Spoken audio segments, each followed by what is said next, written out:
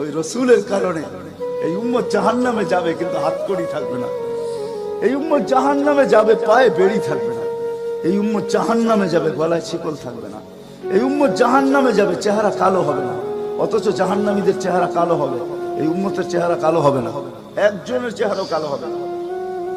ফেরেশতা জিজ্ঞেস করবে, আল্লাহ চেহারা তো ঝকঝকে, গলায় নাই শিকল, পায়ে নাই বেড়ি, হাতে নাই হাতকড়ি, এটা আবার কি পাঠায় দিলেন? তো আল্লাহ জবাব দিবে, আমার বন্ধুর উম্মত, খবরদার। তো ফেরেশতা মালিক জিজ্ঞেস করবে, দারোগা হাতকড়ি নেই কেন?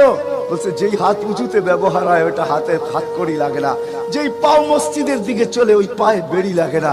যেই কপাল আমার কুদরতি পায়ে জীবনে একবারও আমাকে পাওয়ার জন্য ঠেকায়া দিছে, সেজদা করছে, ওই চেহারা কোনোদিন কালো হয় না, গলায় কোনোদিন চিকন লাগে না। 3 জায়গায় আগুন লাগাবে না, খবরদার। চেহারায়, হাতে, পায়ে, বাকি শরীরে লাগায় দাও।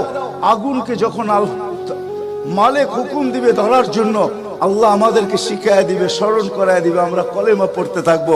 আগুন আসবে আর যাবে, আসবে আর যাবে, ধরবে না। একবার, দুইবার, 3 বার হবে। মালিক কোরা চার্জ করবে, লাঠি চার্জ করবে, ধরিস না কেন? তো আগুন বলবে, লাইসালি সুলতানুন আলা মান ক্বালা লা ইলাহা ইল্লাল্লাহ মুহাম্মাদুর রাসূলুল্লাহ। এই কলেমা যে পড়ে তাকে ধরার ক্ষমতা আমার নাই। তারপরে আল্লাহ নিজে কি করবে? ইমাম কুরতুবী রাহমাতুল্লাহ আলাইহি লেখেন, ফাআমাতাল্লাহু মাউতাতান, আল্লাহ আমাদেরকে ঘুম পড়ায়া দিবে। মৌতের যেরকম ঘুমের দোয়া, মৌতের দোয়া আর ঘুমের দোয়া একই দোয়া। আমরা ঘুমের দোয়া পড়ি, আমুতু আহিয়া, আল্লাহ মরতে চললাম, কাল সকালে উঠাইলে উঠবো, না হলে আর কিয়ামতের আগে উঠবো না। তো ঘুমো মৌত, আল্লাহ ঘুম পড়ায় দিবে। আযাব ঘুমের ভিতরে কমপ্লিট করে আল্লাহ বাহির করে নিয়ে আসবে।